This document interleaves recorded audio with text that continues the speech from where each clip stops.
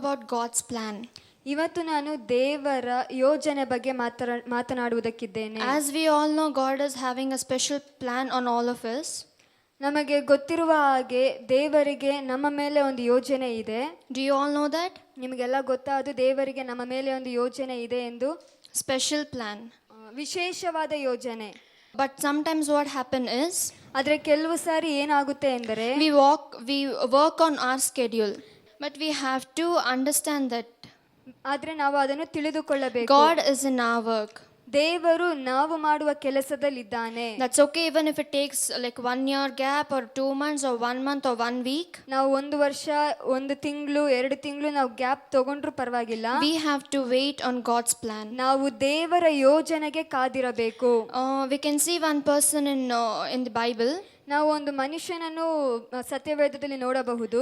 Let's turn our Bible to Ruth. ನಾವು ನಮ್ಮ ಸತ್ಯವೇದಗಳನ್ನು ರೂತನು ಬರೆದ ಪುಸ್ತಕ ಕಡೆಗೆ ತಿರುಗಿಸಿಕೊಳ್ಳೋಣ. If we say that, we can see a woman called Naomi. ಇಲ್ಲಿ ನಾವು ಒಂದು ಸ್ತ್ರೀಯನ್ನು ನೋಡಬಹುದು. Naomi. ಅವಳ ಹೆಸರು ನಹೋಮಿ. She had her husband and she had her 2 sons. ಅವಳಿಗೆ ಗಂಡನು ಮತ್ತೆ 2 ಮಕ್ಕಳಿದ್ದರು. Sons were being married to 2 women. ಆ ಇಬ್ಬರು ಗಂಡು ಮಕ್ಕಳು ಅವರಿಬ್ಬರಿಗೂ ಮದುವೆ ಆಗಿತ್ತು. If you see her, God was like continuously taking care of their family. ದೇವರು ಅವರ ಕುಟುಂಬವನ್ನು ಯಾವಾಗಲೂ ಕಾಪಾಡುತ್ತಾ ಇದ್ದನು. He was taking care of their family without any difficulty. ಯಾವ ಕಷ್ಟವೂ ಇಲ್ಲದೆ ದೇವರು ಆ ಕುಟುಂಬವನ್ನು ಕಾಪಾಡುತ್ತಾ ಇದ್ದನು. If you see her, at once she faced a problem in the place where she was. ಆದರೆ ನವೋಮಿಯನ್ನು ನಾವು ನೋಡುವುದಾದರೆ ಅವಳಿದ್ದ ಸ್ಥಳದಲ್ಲಿ ಅವಳು ಕಷ್ಟವನ್ನು ಅನುಭವಿಸಿದಳು. She didn't try to face the problem where she was, but she tried to run away from the problem. ಅವಳಿದ್ದ ಸ್ಥಳದಲ್ಲಿಯೇ ಅವಳು ಪಟ್ಟ ಕಷ್ಟವನ್ನು ಎದುರಿಸುವುದಕ್ಕೆ ಬಿಟ್ಟು ಅವಳು ಅಲ್ಲಿಂದ ಓಡುವುದಕ್ಕೆ ಪ್ರಾರಂಭಿಸಿದಳು. She tried to escape from the problem. ಅವಳು ಪರಿಸ್ಥಿತಿಯನ್ನು ನೋಡಿ ಅವಳು ಓಡುವುದಕ್ಕೆ ಪ್ರಾರಂಭಿಸಿದಳು. She didn't even give a thought why this problem has come to me. ಅವಳು ಒಂದು ಕ್ಷಣ ಯೋಚನೆನೂ ಮಾಡಿಲ್ಲ, ಏನಕ್ಕೆ ಈ ಕಷ್ಟವನ್ನು ನಾನು ಅನುಭವಿಸುತ್ತಾ ಇದ್ದೇನೆ. She didn't even ask God why this problem. ಅವಳು ದೇವರನ್ನು ಕೇಳಲಿಲ್ಲ, ದೇವರೇ ಯಾಕೆ ಈ ಪರಿಸ್ಥಿತಿ. She just went in her own thoughts. ಅವಳು ತನ್ನ ಬುದ್ಧಿಯಲ್ಲಿ ಅವಳು ಹೋದಳು. She traveled in her own plans. ಅವಳು ತನ್ನ ಮಾರ್ಗದಲ್ಲಿ ತನ್ನ ಯೋಜನೆಯಲ್ಲಿ ಅವಳು ಹೋದಳು. She didn't ask about it to God whether I'm doing a right thing. ಅವಳು ದೇವರನ್ನು ಕೇಳಲಿಲ್ಲ, ದೇವರೇ ನಾನು ಮಾಡುತ್ತಾ ಇರುವುದು ಸರಿಯೋ ತಪ್ಪೋ ಎಂದು. Instead she took her family and she left the place where she was from. ತನ್ನ ಬುದ್ಧಿಯಿಂದ ಯೋಚಿಸಿ ಅವಳು ಆ ಸ್ಥಳವನ್ನು ಬಿಟ್ಟು ಮತ್ತೊಂದು ಸ್ಥಳಕ್ಕೆ ತನ್ನ ಕುಟುಂಬವನ್ನು ತೆಗೆದುಕೊಂಡು ಹೋದಳು. When you see there, when she is reaching the place, her husband dies. ಅವಳು ಮತ್ತೊಂದು ದೇಶಕ್ಕೆ ಹೋಗುವಾಗ ಅವಳ ಗಂಡನನ್ನು ಕಳೆದುಕೊಂಡಳು. Then she slowly loses her 2 sons. ಮೆತ್ತೆಗೆ ತನ್ನ 2 ಮಕ್ಕಳನ್ನು ಕಳೆದುಕೊಂಡಳು. Why this all happened? ಏನಕ್ಕೆ ಇದೆಲ್ಲ ಆಯಿತು? Because she went in through her plans. ಅವಳು ತನ್ನ ಬುದ್ಧಿಯಲ್ಲಿ ಹೋದಳು. There are times even we have gone through our we have also been in our own plans. ಕೆಲವೊಂದು ಸಮಯ ನಾವು ಅಷ್ಟೇ ನಮ್ಮ ಯೋಜನೆಗಳಲ್ಲಿರ್ತೇವೆ, ಬುದ್ಧಿಯಿಂದ ಯೋಚಿಸುತ್ತೇವೆ. There are times where we even have tried to speed up ourselves from God's plan. ನಾವು ಕೆಲವೊಂದ್ಸರಿ ದೇವರು ಹೇಳುವುದನ್ನು ಬಿಟ್ಟು ನಮ್ಮ ಯೋಚನೆಯಲ್ಲಿ ನಾವು ಓಡ್ತಾ ಇರ್ತೇವೆ. But if you see our plans, ನಮ್ಮ ಯೋಚನೆಯನ್ನು ನೋಡುವುದಾದರೆ in the starting it will be very good. Starting ಅಲ್ಲಿ ಅದು ತುಂಬಾ ಒಳ್ಳೆಯದಾಗಿರುತ್ತದೆ. Days go by, we face all problems. ದಿನಗಳು ಹೋಗುತ್ತಾ ನಾವು ಕಷ್ಟಗಳನ್ನು ಅನುಭವಿಸುತ್ತೇವೆ. Let's turn our Bibles to Ruth chapter 3 verse 1. ನಾವು ನಮ್ಮ ಸತ್ಯವೇದವನ್ನು ರೂತಳು 3ನೇ ಅಧ್ಯಾಯ 1ನೇ ವಾಕ್ಯವನ್ನು ನೋಡೋಣ. Here if you see, Ruth lost her husband. ಇಲ್ಲಿ ನಾವು ನೋಡುವುದಾದರೆ ರೂತಳು ತನ್ನ ಗಂಡನನ್ನು ಕಳೆದುಕೊಂಡಳು. She didn't even go back to their family, to her mother's place. ರೂತಳು ತನ್ನ ಕುಟುಂಬವರ ಒಟ್ಟಿಗೆ ಹೋಗಲಿಲ್ಲ. Instead she came with her mother-in-law. ಆದರೆ ಅವಳು ತನ್ನ ಅತ್ತೆಯ ಸಂಗಡ ಬಂದಳು. Even though mother-in-law said you go back to your mother's home, ಅತ್ತೆ ಬಂದು ರೂತಳಿಗೆ ನೀನು ನಿನ್ನ ಮನೆತನದವರ ಒಟ್ಟಿಗೆ ಹೋಗು ಅಂದರು. ಅವಳು ಹೋಗಲಿಲ್ಲ. But she didn't go. ಅವಳು ಹೋಗಲಿಲ್ಲ. She followed her mother-in-law. ಅವಳು ತನ್ನ ಅತ್ತೆಯನ್ನು ಹಿಂಬಾಲಿಸಿಕೊಂಡು ಬಂದಳು. And she said, your place is my place. ಅವಳು ಹೀಗೆ ಹೇಳಿದಳು, ನೀನು ಎಲ್ಲಿಗೆ ಹೋದರೂ ನಾನು ಅಲ್ಲಿಗೆ ಬರುವೆನು. Your God is my God. ನಿನ್ನ ದೇವರೇ ನನ್ನ ದೇವರು. She said this. ಅವಳು ಹೀಗೆ ಹೇಳಿದಳು. If you see her, Naomi was completely sad and frustrated. ನೀವು ಇಲ್ಲಿ ನೋಡುವುದಾದರೆ ನವೋಮಿ ತುಂಬಾ ಕುಂದಿ ಹೋಗಿದ್ದಾಳೆ. Because seeing a daughter-in-law in that condition, whoever it is, they will feel bad. ಅತ್ತೆ ತನ್ನ ಸೊಸೆಯನ್ನು ನೋಡುವಾಗ ಯಾರೇ ಆದ್ರೂ ಕಷ್ಟ ಆಗುತ್ತದೆ. Like I'm sure that Naomi would be blaming herself for Ruth's situation. Naomi ತನ್ನನ್ನೇ ತಾನು ಬೈಕೊಳ್ತಾ ಇರ್ತಾಳೆ ತನ್ನ ಸೊಸೆಯ ಕಷ್ಟವನ್ನು ನೋಡುತ್ತಾ. Naomi wanted to do something for Ruth's condition.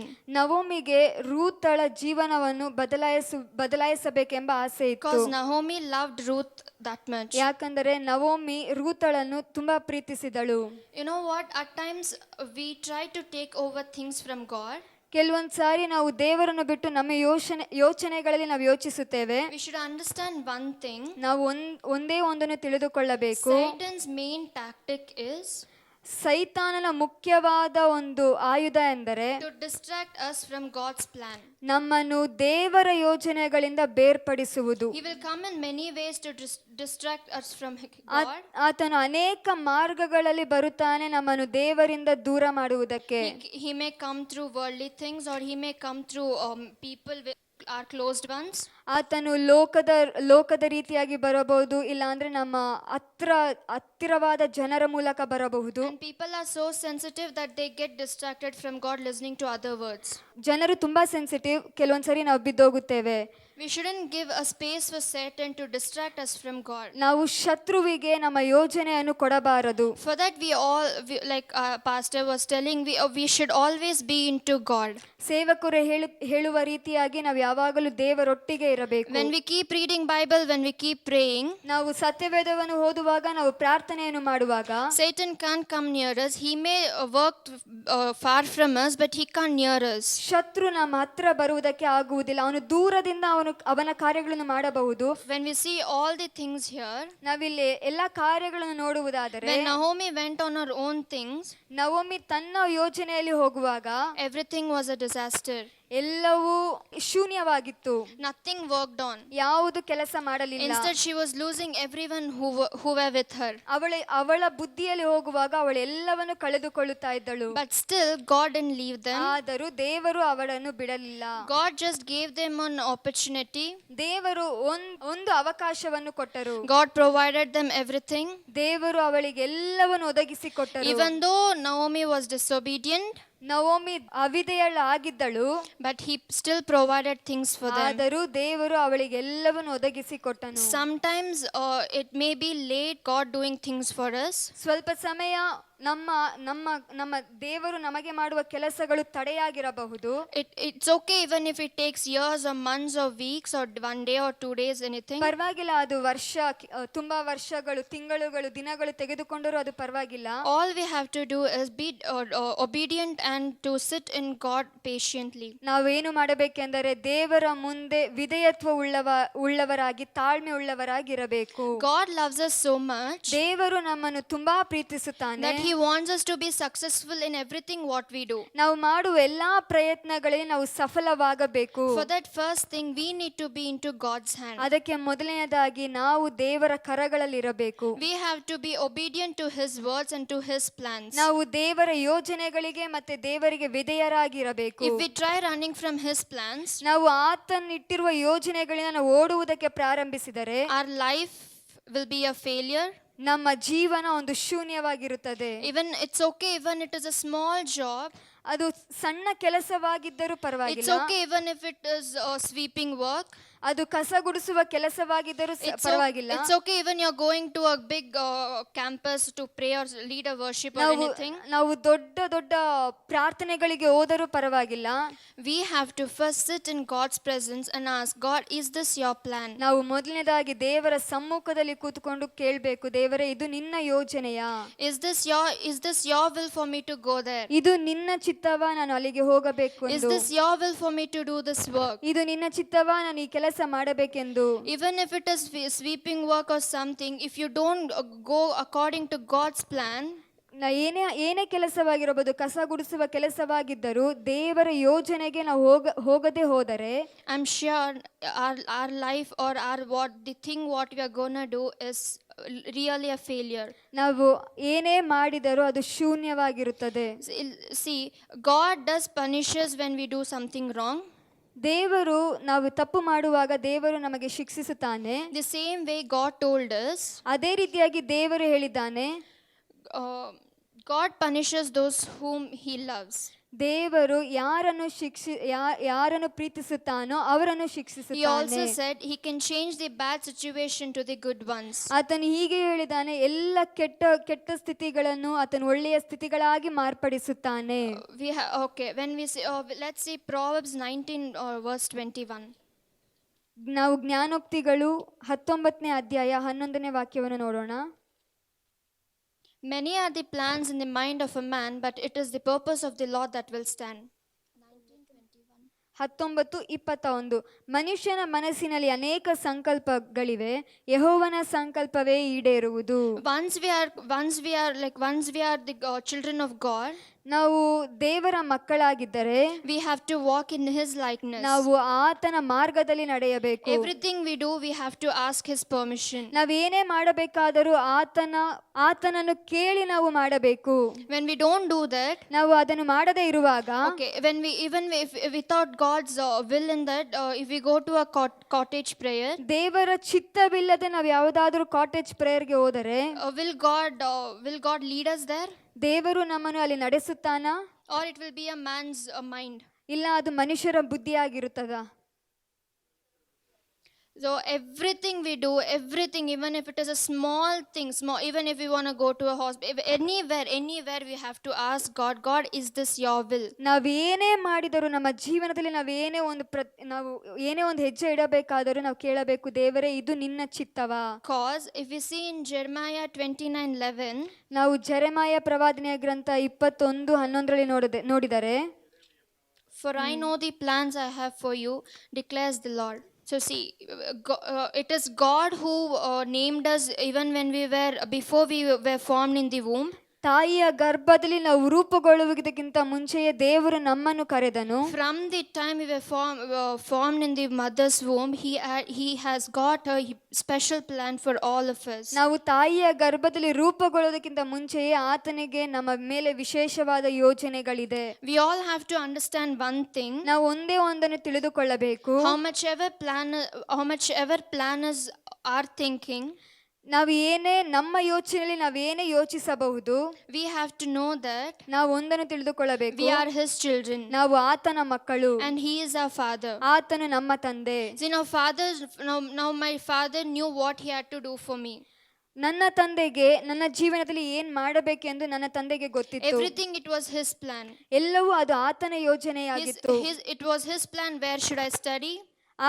ನಾನು ಎಲ್ಲಿ ಓದಬೇಕೆಂಬುದು ಅದು ಆತನ ಯೋಜನೆಯಾಗಿತ್ತು. It was his plan to which college I had to go. ನಾನು ಯಾವ ಕಾಲೇಜ್ಗೆ ಹೋಗಬೇಕೆಂಬುದು ಅದು ಆತನ ಯೋಜನೆ ಆಗಿತ್ತು. When our physical father does plans so much for us to keep us happy, ನಮ್ಮ ಲೋಕದ ತಂದೆ ನಮ್ಮನ್ನು ಸಂತೋಷಪಡಿಸುವುದಕ್ಕೆ ಇಷ್ಟೆಲ್ಲ ಮಾಡಬೇಕಾದಾಗ, how much more our heavenly father will think about us? ನಮ್ಮ ಪರಲೋಕದ ತಂದೆ ನಮ್ಮನ್ನು ಕುರಿತು ಎಷ್ಟು ಯೋಚನೆಗಳನ್ನು ಮಾಡಿರುವುದಿಲ್ಲ. How much more he will plan for us? ಆತನು ಇನ್ನು ಎಷ್ಟು ಯೋಚನೆಗಳನ್ನು ನಮಗಾಗಿ ಮಾಡಿರುತ್ತಾನೆ. We have to understand one thing. If God has called us, ದೇವರು ನಮ್ಮನ್ನು ಕರೆದಿರುವುದಾದರೆ, he won't have any small plan for us. ಆತನು ನಮ್ಮನ್ನು ಕುರಿತು ಒಂದು ಸಣ್ಣ ಯೋಜನೆಗಳಿರುವುದಿಲ್ಲ. He will have something special. ಆತನಿಗೆ ವಿಶೇಷವಾಗಿರುತ್ತದೆ. Sometimes we may go through situations. ಕೆಲವೊಂದ್ಸಾರಿ ನಾವು ಪರಿಸ್ಥಿತಿಗಳನ್ನು ಎದುರು ನೋಡಿಕೊಂಡು ಹೋಗುತ್ತಾ ಇರುತ್ತೇವೆ. We have to know that God is with us in that situation. ಆದರೆ ನಾವು ಒಂದನ್ನು ತಿಳಿದುಕೊಳ್ಳಬೇಕು, ಆ ಪರಿಸ್ಥಿತಿಯಲ್ಲೂ ಯೇಸು ನಮ್ಮ ಸಂಗಡ ಇದ್ದಾನೆ ಎಂದು. Because God is letting us through that. ದೇವರೇ ನಮ್ಮನ್ನು ಆ ಪರಿಸ್ಥಿತಿಗಳಿಗೆ ಒಳಪಡಿಸುತ್ತಾನೆ. For example, even if I take myself, I have been operated for 2 times. ನಾನು ನನ್ನನ್ನೇ ಒಂದು ಉದಾಹರಣೆಯಾಗಿ ತೆಗೆದುಕೊಳ್ಳುವುದಾದರೆ, ನಾನು 2 ಸಾರಿ operation ಮಾಡಿಸಿಕೊಂಡೆ. How I got this is, ನನಗಿದು ಹೇಗೆ ಬಂದಿತು ಎಂದರೆ, like God has called me. ದೇವರು ನನ್ನನ್ನು ಕರೆದನು. Future God has something better for me. ನನ್ನ ಭವಿಷ್ಯತ್ತನ್ನು ಕುರಿತು ದೇವರಿಗೆ ಏನೋ ಒಂದು ದೊಡ್ಡ He ಕಾರ್ಯ has ಇದೆ. got something special for me.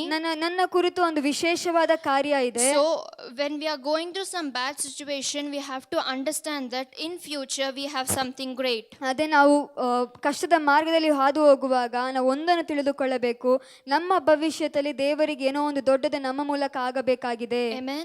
Amen. That is why God called us for. ಅದಕ್ಕಾಗಿಯೇ ದೇವರು ನಮ್ಮನ್ನು He didn't call ಕರೆದನು. us for some other reason, just to come for church and sit there, listen to what pastor tell and just go on. ದೇವರು ನಮ್ಮನ್ನು ಕರೆದಿರುವುದು ಏನೋ ಬಂದು ಸಭೆಗೆ ಬಂದು ಕೂತು ಪ್ರಾರ್ಥನೆ ಮಾಡಿ ಸೇವಕರು ಏನು ಹೇಳುತ್ತಾರೋ ಸಂದೇಶವನ್ನು ಕೇಳಿ ಹೋಗುವುದಕ್ಕಾಗಿ He ಅಲ್ಲ. has got a special plan for each one of them here. ದೇವರು ನಮ್ಮನ್ನು ಕುರಿತು ಒಬ್ಬೊಬ್ಬರನ್ನು ಕುರಿತು ವಿಶೇಷವಾದ ಯೋಜನೆಯನ್ನು Amen. ಇಟ್ಟಿದ್ದಾನೆ. Do you believe that? ನೀವು ಅದನ್ನು ನಂಬುತ್ತೀರಾ?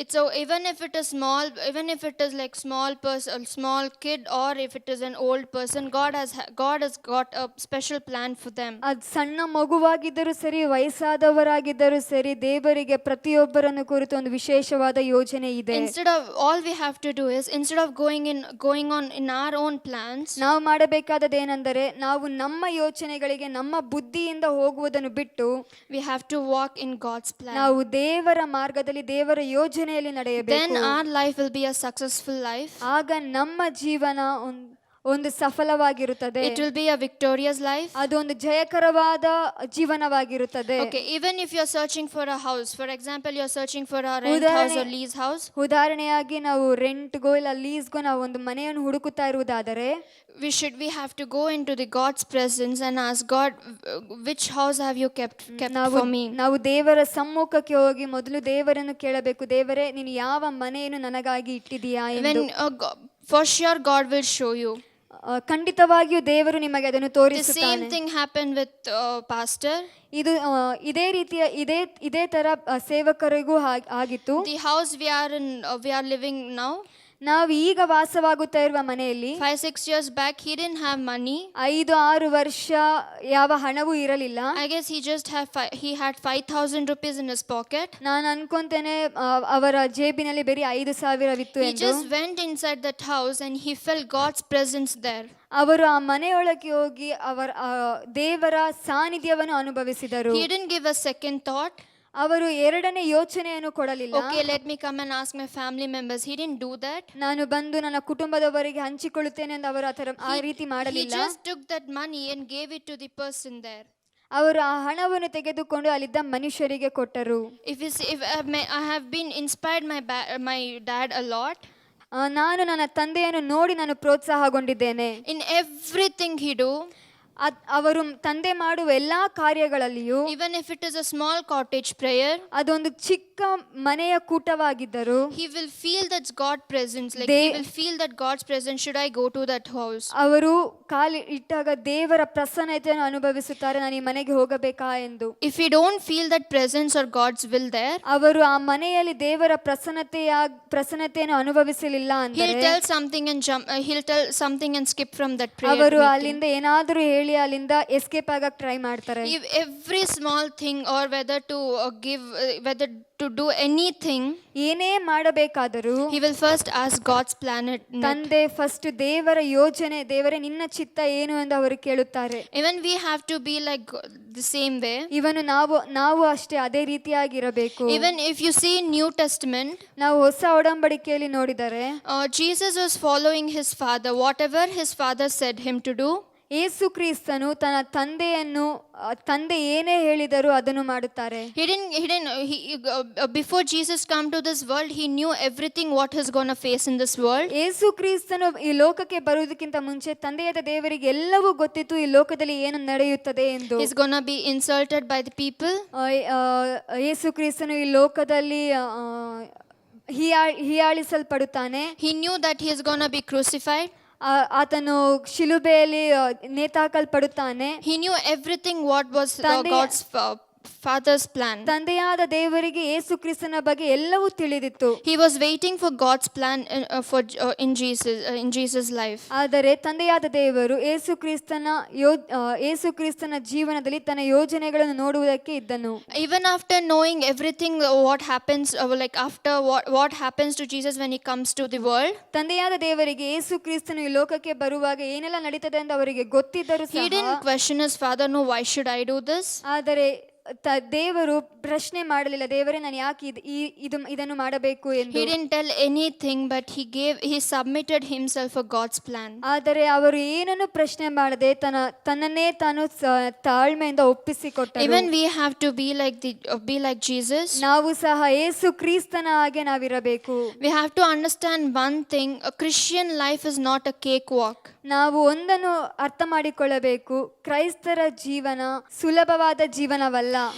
You will have many tribulations in that. ನಾವು ತುಂಬಾ ಹೋರಾಟಗಳನ್ನು ಹೋರಾಡುತ್ತಾ ಇರುತ್ತೇವೆ. You will have to face many things. ನಾವು ತುಂಬಾ ಕಷ್ಟಗಳನ್ನು ಎದುರು ನೋಡುತ್ತಾ ಇರುತ್ತೇವೆ. When you wait on God, ನಾವು ದೇವರನ್ನು ಕಾದಿರುವಾಗ, when you wait on God's plan, ನಾವು ದೇವರ ಯೋಜನೆಗಳಲ್ಲಿ ಕಾದಿರುವಾಗ, when you wait for God's work in that, ನಾವು ದೇವರ ಕಾರ್ಯಕ್ಕಾಗಿ ಕಾದಿರುವಾಗ, all we do will be successful. ನಾವು ಮಾಡುವ ಎಲ್ಲ ಕಾರ್ಯಗಳು ಸಫಲವಾಗಿರುತ್ತದೆ. Because he is our father and we are his children. ಯಾಕಂದರೆ ಆತನು ನಮ್ಮ ತಂದೆ, ನಾವು ಆತನ ಮಕ್ಕಳು. You know what? His heart always desires to do good to his children. ಆತನ ಹೃದಯ ತನ್ನ ಮಕ್ಕಳಿಗೆ ಎಲ್ಲವೂ ಒಳ್ಳೆಯದನ್ನೇ ಮಾಡಬೇಕೆಂದು ಕಾತುರದಿಂದ ಇರುತ್ತದೆ. But we shouldn't expect everything to happen in a second. ಆದರೆ ನಾವು ಎಲ್ಲವೂ ಕ್ಷಣ ಮಾತ್ರದಲ್ಲಿ ಆಗಬೇಕೆಂದಿರಬಾರದು. We have to wait on God so that we will see great things in coming days. ನಾವು ಕಾದಿರಬೇಕು, ಯಾಕೆಂದರೆ ಮುಂದೆ ಏನೋ ಒಂದು ದೊಡ್ಡದಾಗಿ ನಡೆಯುತ್ತದೆ. So all we understand here, ನಾವು ಅರ್ಥ ಮಾಡಿಕೊಳ್ಳಬೇಕಾದದ್ದೇನೆಂದರೆ, we have to wait on God. ನಾವು ದೇವರಲ್ಲಿ ಕಾದಿರಬೇಕು for his plan to be fulfilled. ನಾವು ದೇವರಲ್ಲಿ ಆತನ ಯೋಜನೆಗಳು ನೆರವೇರುವುದಕ್ಕೆ ಕಾದಿರಬೇಕು. Instead of just running in our own abilities. ನಾವು ನಮ್ಮ ಬುದ್ಧಿಯಲ್ಲಿ ಓಡುವುದಕ್ಕಿಂತ, when we wait on God, ನಾವು ದೇವರಲ್ಲಿ ಕಾದಿರುವಾಗ everything will be done for us. ಎಲ್ಲವೂ ನಮಗಾಗಿ ಸಿದ್ಧ ಮಾಡಲ್ಪಟ್ಟಿದೆ. We need not have to go and beg people for doing things. ನಾವು ಮನುಷ್ಯರ ಹತ್ರ ಹೋಗ್ಬಿಟ್ಟು ಬೇಡೋದು ಬೇಡ. Once we go to his presence and ask him, God, I want your help in this. ಆತನ ಸಾನ್ನಿಧ್ಯಕ್ಕೆ ಹೋಗಿ ನಾವು ದೇವರ ಸಹಾಯವನ್ನು ಕೇಳುವಾಗ, I'll give you an assurance that he will for sure talk to you. ಆತನು ಖಂಡಿತವಾಗಿಯೂ ನಮ್ಮೊಟ್ಟಿಗೆ ಮಾತನಾಡುತ್ತಾನೆ. He'll ask us to wait. ಆತನು ನಮ್ಮನ್ನು ಕಾದಿರುವುದಕ್ಕೆ ಆತನು ನಮ್ಮನ್ನು ನಡೆಸುತ್ತಾನೆ. The same thing happened with me. ಇದೇ ರೀತಿಯಾಗಿ ನನ್ನ ಜೀವನದಲ್ಲಿಯೂ ನಡೆಯಿತು. After my second PU, I didn't want to do my degree. ನನ್ನ ಸೆಕೆಂಡ್ PU ಆದ್ಮೇಲೆ ನನಗೆ ಡಿಗ್ರಿ ಮಾಡಲು ಇಷ್ಟವಿರಲಿಲ್ಲ. Because I don't like studies. ಯಾಕಂದರೆ ನನಗೆ ಓದುವುದಂದರೆ ಇಷ್ಟವಿರಲಿಲ್ಲ. So I was actually searching on Google for other colleges. ನಾನು ಗೂಗಲ್ ಅಲ್ಲಿ ಅನೇಕ ಕಾಲೇಜ್ಗಳಿಗೆ ನಾನು ಹುಡುಕ್ತಾ ಇದ್ದೆ. I got so many colleges, but I was searching everything far from house. ನಾನು ತುಂಬಾ ಹುಡುಕ್ತಾ ಇದ್ದೆ, ಮನೆಯಿಂದ ದೂರವಾಗಿರುವ ಕಾಲೇಜ್ಗಳನ್ನು I didn't ಹುಡುಕ್ತಾ want to ಇದ್ದೆ. study and stay here and study here in Bangalore. ನಾನು ಬೆಂಗಳೂರಿನಲ್ಲಿ ಇಲ್ಲೇ ಓದಬೇಕೆಂದು ನನಗೆ ಯೋಚನೆ I wanted ಇರಲಿಲ್ಲ. to go somewhere far from family and study. ನನಗೆ ಎಲ್ಲಾದರೂ ತಂದೆ ತಾಯಿಗಳಿಂದ ಕುಟುಂಬದಿಂದ ದೂರ ಹೋಗಿ ಓದಬೇಕೆಂಬ ಆಸೆ ಇತ್ತು. So I was in prayer for this thing, for my Bible. I wanted to do a Bible study. ನಾನು ಬೈಬಲ್ ಸ್ಟಡಿ ಮಾಡಬೇಕೆಂದ ಯೋಚನೆ ಇತ್ತು. I was waiting on God. ಅದಕ್ಕಾಗಿ ನಾನು ದೇವರಿಗೆ ಕಾದಿದ್ದೆ. I used to continuously pray. ನಾನು ಪ್ರಾರ್ಥಿಸುತ್ತಾ ಇದ್ದೆ. Then a person came to home. ಒಂದು ವ್ಯಕ್ತಿ ಮನೆಗೆ ಬಂದರು. And he suggested that college where I studied. ಅವರು ಬಂದು ನಾವು ಹೋಗಿದ್ದ ಕಾಲೇಜನ್ನು ಅವರು ಸಜೆಸ್ಟ್ ಮಾಡಿದರು. See, God's plan is it always it is always not God talking to us. ದೇವರು ಯಾವಾಗಲೂ ನಮ್ಮೊಟ್ಟಿಗೆ ಮಾತಾಡಬೇಕೆಂಬುದಲ್ಲ. He may talk to a pastor. ಅವರು ಸೇವಕರೊಟ್ಟಿಗೆ He may ಮಾತನಾಡಬಹುದು. talk through your family members. ನಿಮ್ಮ ಕುಟುಂಬದಲ್ಲಿರುವ ಒಬ್ಬರಿಂದ Or ಮಾತನಾಡಬಹುದು. he may talk through some other person whom you don't know. ಇಲ್ಲ, ನಿಮಗೆ ಗೊತ್ತಿಲ್ಲದ ಯಾರಾದರೂ ವ್ಯಕ್ತಿಯ ಮೂಲಕ ನಿಮ್ಮೊಟ್ಟಿಗೆ ಮಾತನಾಡಬಹುದು. But God will surely do his plan in our life. ಆದರೆ ದೇವರು ನಿಮ್ಮ ಕುರಿತು ಇಟ್ಟಿರುವ ಯೋಜನೆಯನ್ನು ದೇವರು ನೆರವೇರಿಸುತ್ತಾನೆ. Amen. ಆಮೆನ್.